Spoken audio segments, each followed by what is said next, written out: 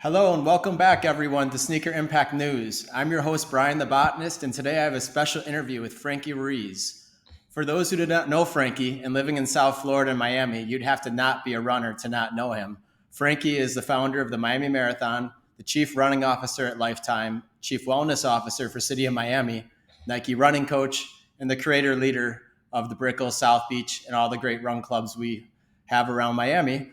I've known Frankie for many years and run many of his races, so to have the opportunity to interview him today is a true honor. Frankie, how are you? Welcome. Thank you, Bryan. I'm doing well, man. How you doing? Doing great. It's Friday and we're 2 weeks away from the Miami Marathon, so we're excited to have your That's right. time. The Miami Marathon and half marathon, Tropical 5K, the Expo. I heard the entire weekend sold out. Tell us, with 2 weeks to go and the race on Sunday, January 28th, tell us a little about the event, how many years you've been doing it, how many countries and runners are involved, and how it positively impacts the city of Miami. Yeah, it's been 22 long years doing the Miami Marathon. I've been involved since the inception. The company was acquired about 10 years ago by Lifetime, and now Lifetime owns and operates the race. I have let's call it a spiritual hand in it, but yeah, You're still out there I helping. guess my face is associated with all things a race because I can't go to the supermarket without somebody asking me about either getting into the race or a question about transferring or something of that sort. So I may not be in deep in the trenches anymore, but I guess my spirit lives on. Awesome. Yeah, we see you out there every year, even taking apart the barricades and doing whatever it takes to help the event. And at the Expo, helping everyone and shaking hands and smiling, taking photos.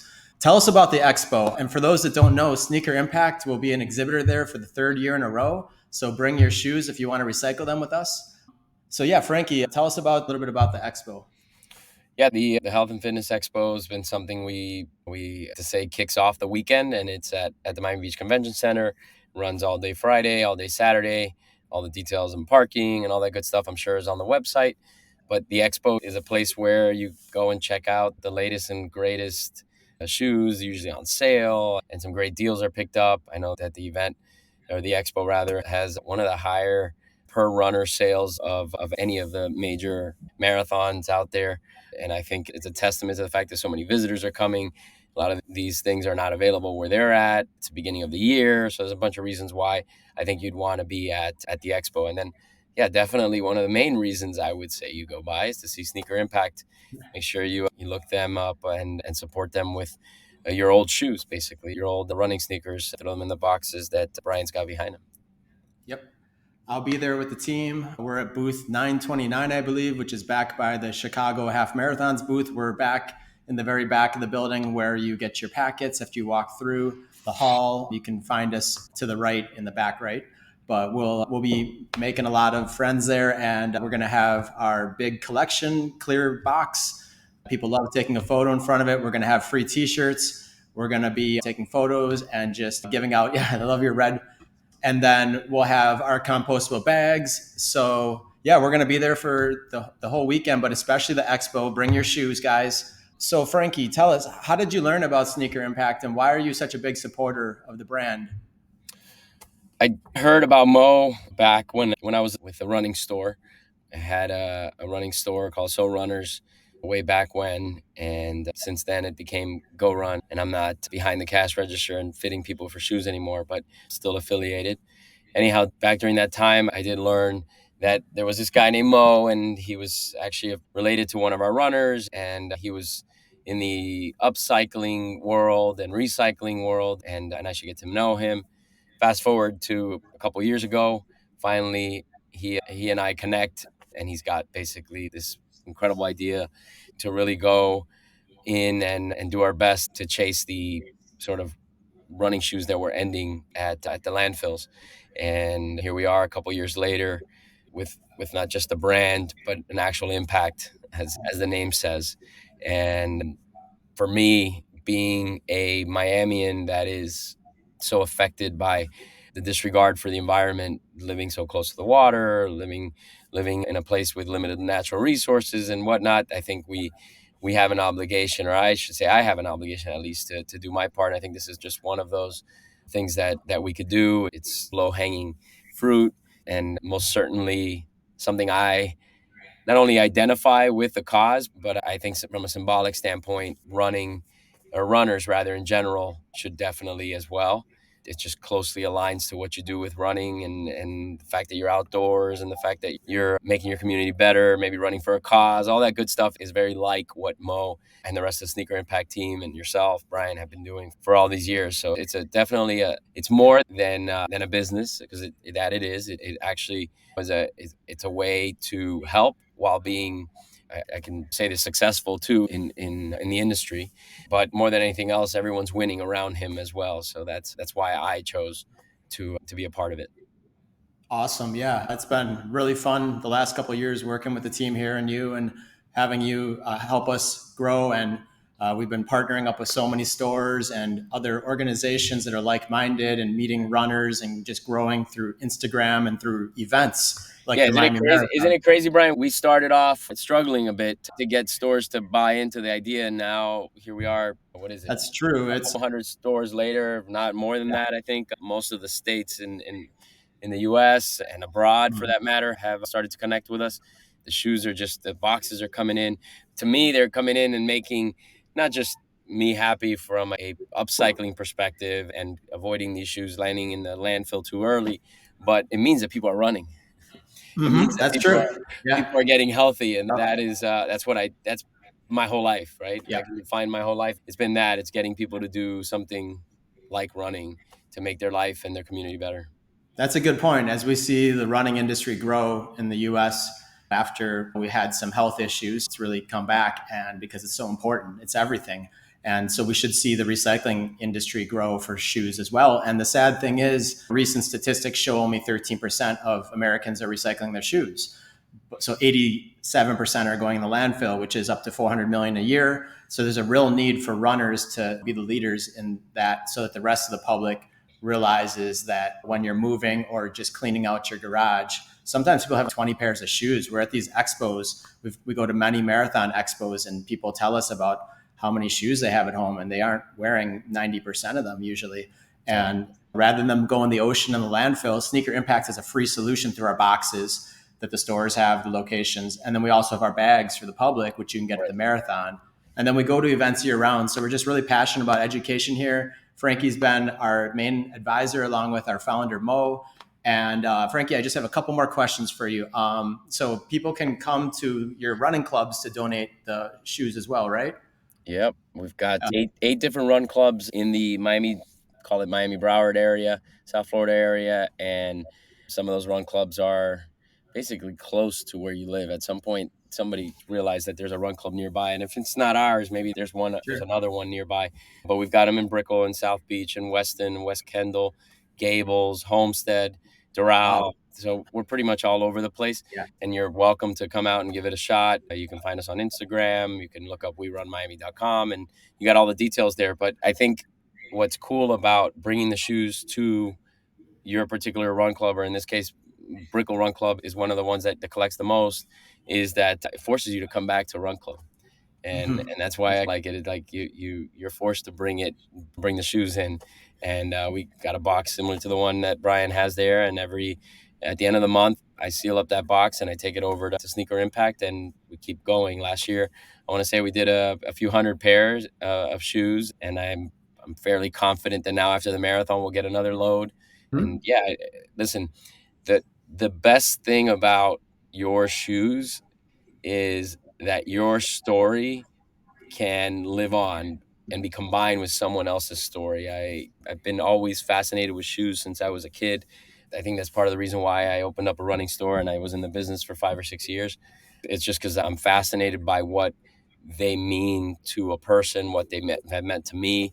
I think I started running in a way because I had a new pair of shoes, and you can now help someone in one of our third world country partners that you too can change their life and for the better. In my case, it might not be a full on marathon they're going to go run. It might just be that's what they use to go to work, that's what they use to go to school, that's what they use to go out. Even many countries aren't as privileged as ours in their access to even the brands, right? Like you can't just one of the islands or one of the countries in Latin America. You can't just say, well, I'm going to go pick up last year's model or the newest model of whatever. Any brand. Yeah. It's hard to get them overseas. You're right. Yeah. So we're getting some cool shoes, and runners are really paying it forward, as we should be. We're very lucky and fortunate in a sense to be able to do what we do and give back. I wish shoes were like in a way like a conch shell, right? Like that you hold it to your ear and you're like, you can hear Yeah, the ocean where it's been. that's And true. I think if you were able to do that with a pair of running shoes, you'd get some pretty interesting stories. So I encourage the runners that are donating their shoes to go ahead and send us a message. Send a message to Bryan, tag us on Instagram at what the shoes have meant to you. There's a lot of people that use them to qualify for Boston. There's others that use them in a race alongside a loved one, and it holds a lot of memories. But rather than just sit in the closet and glue comes off and they sit there in disrepair and eventually you toss them, why not make that joy or that memory possible for someone else in their Hmm. own right or in their own use of the pair. Yep, that's true. And we can clean them and they're never too disgusting. So don't worry. We get that a lot. People don't even know, but we're going to start showing Frankie a lot of what goes on here. Yep. I'm going to start interviewing the team here more, working Nice. the floor and getting everyone to know, hear the stories of how these shoes Yeah, are man. rehabilitated. So, That's right. Frankie, what is your vision? This is like a big picture question. Since you've been involved in the running industry in Miami since the last 20 some years, what's your vision for Miami, for sneaker impact, and for runners in general? If you can. Definitely, your 13%, figure is alarming. That means that we've got a lot more work to do. So vision wise, I think we need to let people know that Sneaker Impact exists, and an organization like Sneaker Impact might inspire others to do the same in maybe their industry and help out in what they might be related to or passionate about. And I think Sneaker Impact represents that kind of dream or that kind of model to follow. So one thing is to make sure that the running community knows, and it's not just the running community these days, right? Like I think people use running shoes for everything, right? There's people that use their running shoes to be a nurse, to be a paramedic, to work at the mechanics. Mhm. I go to work in running shoes, but I'm looking around the office here where I'm at, and a bunch of people wearing sneakers. It's become, maybe 20 years ago, it would have been frowned upon, and although maybe it was casual Fridays or whatnot, but for the most part, it was frowned upon to be using sneakers for things. And now I think, heck, people even get married wearing sneakers.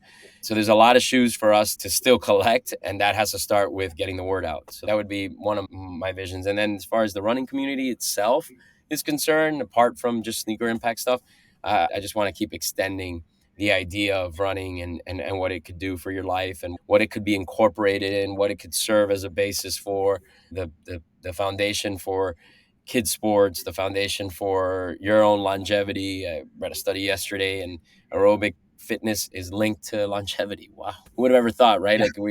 Like we're able to slow down the aging process a Mhm. bit by running, by having aerobic conditioning, by walking, jogging, that kind of stuff. So my job for the next however many years I'm around this city, which is going to be hopefully for the rest of my life, is to get people off the couch and out exploring their neighborhoods and running through their parks and connecting with their community and bringing people along. So if you've picked up running, it's like watching a good movie. You want to tell somebody like, hey, come over here. I got to tell you about this movie, and be patient with it. It's not a love at first sight with running. Maybe some people do, but it takes a little while because your body's got to get used to it. So anyone out there thinking about running, give it time, give it more than anything else a fair shot. The expectations right off the bat aren't, this is so much fun. It's not going to be your first few runs, but after that, when you start to do it with people that you Yep. care about and friends, you're going to find that it's something you're going to want to spread.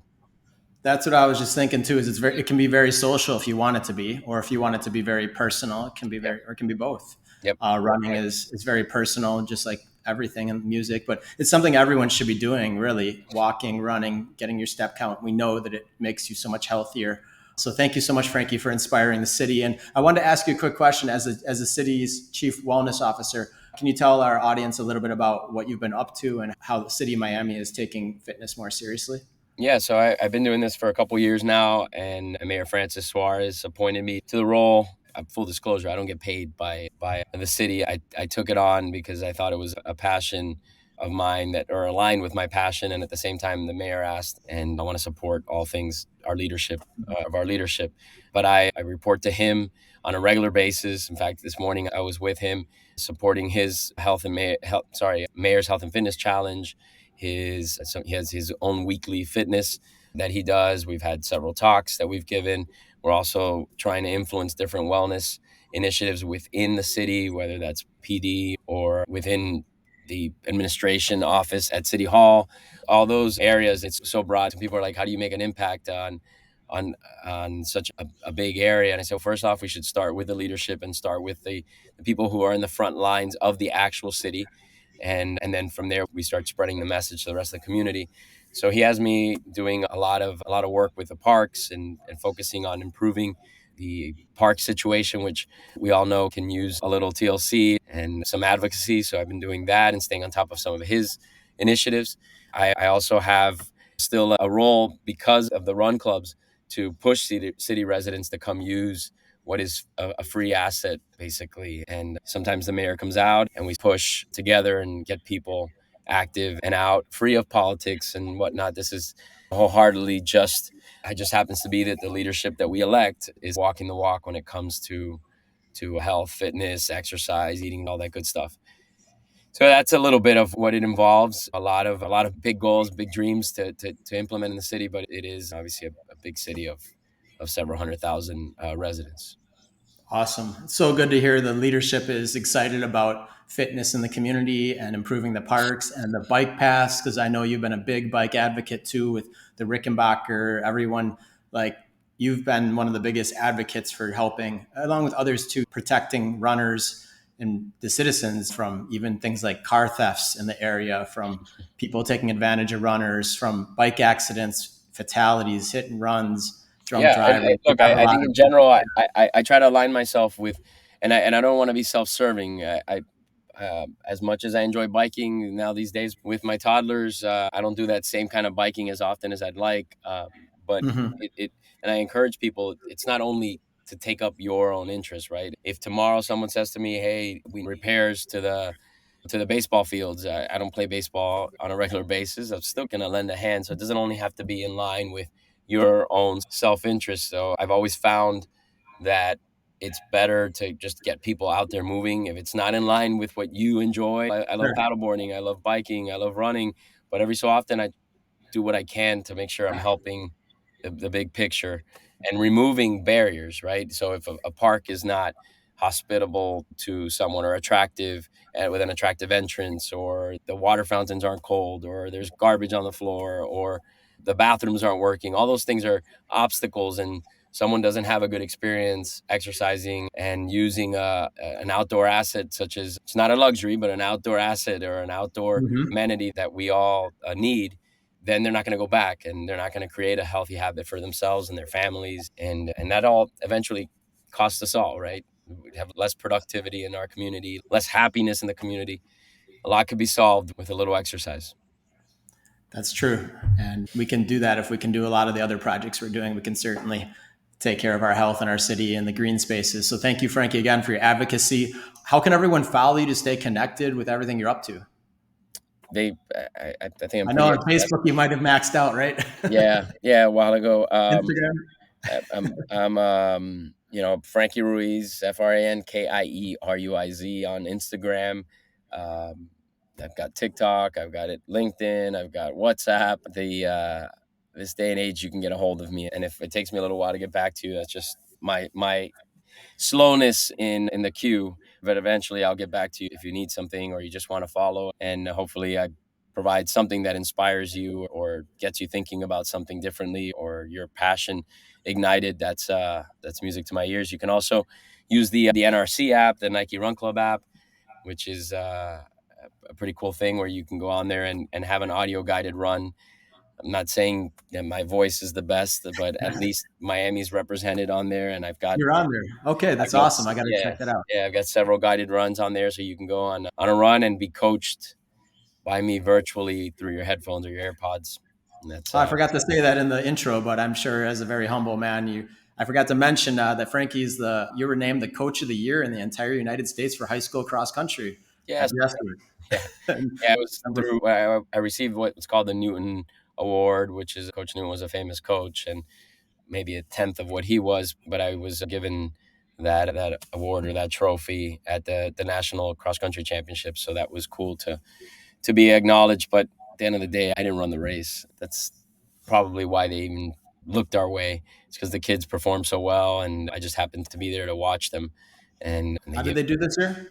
so we They finished were fourth in the country, representing wow. Miami in a place that doesn't have altitude, doesn't have hills, doesn't have a lot of running Mhm. facilities.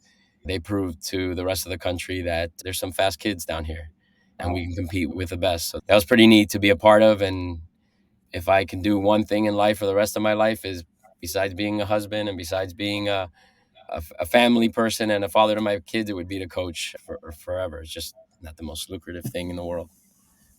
That's awesome, but it's your passion. And speaking of igniting passions, as an environmental scientist and losing touch with it over the years, moving from Wisconsin down here, where I was a forester and ecologist and worked in the wetlands, forests, and prairies, and then I met you pretty much early on, started doing your races, and did little bits here I could at Fairchild, a little bit of volunteering, but really lost connection with the environmental movement down here. Mhm. Really got into the running movement, and then you helped me get back into the environmental movement now, helping me find a role at Sneaker Impact, which I've grown into managing our retail running store, which has really taken off. And we're really excited for what 2024 has in store with some new partnerships and technologies. And guys, we have a Strava run club. You got to get on that. And we're going to have some really fun events soon. So Frankie, any last thoughts that you want to share before I let you go today? No, I'm actually going to celebrate you. I think the fact that you're a runner, the fact that you are basically connecting and setting relationships in motion with running stores is very authentic. I think that's something that Sneaker Impact is, and that's something that you are, which is just a real person doing real good. I'm happy to call you a teammate, and if the environmental world can give you an award, I think you're very deserving of it. You've also coached a lot of people. You've also inspired me, inspired others, and I think now your work at Sneaker Impact has been a lot of fun to watch because I think you've also had to go out of your comfort zone, right? You're an environmental scientist making calls to store owners and emails to store owners and stuff. It shows how versatile you are, and much like a runner, like very resilient and just you can just train yourself to do anything. So I congratulate you, and not to mention your speed and your actual running abilities are not to be glazed over. It's certainly a a let's call it a category onto itself here. Very limited runners that can say they're at an elite level, and Bryan is one of those here in the city of Miami. Oh, thank Congrats, you, Bryan, and Frankie. thank you. Thank you so much for your time today. Just remind our audience real quick, your famous motto for those that don't know. So my motto is don't stop. The pose. There's an actual pose that goes to it. Is my hands are outstretched slightly, my chest is forward, and I'm hopefully smiling. And that pose, whether you see it on Instagram, that's it right there. I can't go that far because I have a glass and a wall here, but it's there you go. So what that is, it's not me trying to get attention or posing. Even Jesus Christ, some folks have accused me of doing it. It actually is the kind of pose you would see if a runner, or the gesture rather, a runner would make when they're crossing a finish line break Oh, tape. And okay. and when they cross that break tape, that tape hits your chest. Your Very job's not cool. over. You got to keep that's it. You got to keep going to that next start line or that next finish Mhm. line. The minute you stop, the minute all that momentum that you had from either winning your race or running well or doing something hard kind of it comes to a point where it's so hard to get it going again. It's like riding a bike. I'm got my son that now he's on a balance bike, and he realizes that the faster he moves his legs and he puts them on and the bike goes, the longer he can be on the bike. And the same thing goes here. If you got to stop and start and stop and start. That's very tiring versus just balancing yourself and moving on to that next goal in life or that next job or the next whatever it is race if that's what you're doing. And that's where don't stop comes from. Hashtag don't stop did it. I want to say I used it over 10 years ago going through a tough time in my life, and I realized that I couldn't just sit around and think about the problem or think about what I was going through. And one of the best things you can do for overcoming things, or even I'll use the example of looking for a job, right? Like hard to look for a job when you don't have a job. right? Mhm. And that's what that momentum that you have. And I'm not saying to everybody now go look for a job because you have your own, but once you come to a stop and you're just like, all right, I don't have anything right now, it's hard to get going. So you got to get out there, go after things. Don't come to a halt and sulk in your struggles. That's where that came from. Yep. And momentum is so important in life. I've seen it in building brands and with several, and you've seen it with the races. It's if you took a year off or two, you're going to lose all that momentum. Same thing with your health, the same thing with business, the same thing with relationships. You got to always keep growing and keep going and don't ever stop. So I love the slogan, the motto, and it's come in handy here at Sneaker Impact that no matter when we think we all of a sudden have something exciting happening, it's just keep pushing because there's so much more to do. And we're the earth, there's just a lot of need out there for education and or sustainability and just recycling and just also just mentoring and helping people live a better life. Some people think they don't even know what running is. So yeah, as an ambassador running, Frankie, thank you. And I really want to thank you again for your time today. We'll have you back on in the future. Frankie's one of the biggest supporters here at our Sneaker Impact family. And guys, come out to the Miami Marathon weekend, January 26th through 28th at the Miami Beach Convention Center for the Expo. And then the race is in downtown Miami. Look for Frankie. He'll be out there, and come cheer on our Out runners. there cheering everybody on. Take care. Thank you, Bryan. Thanks, Frankie. Bye.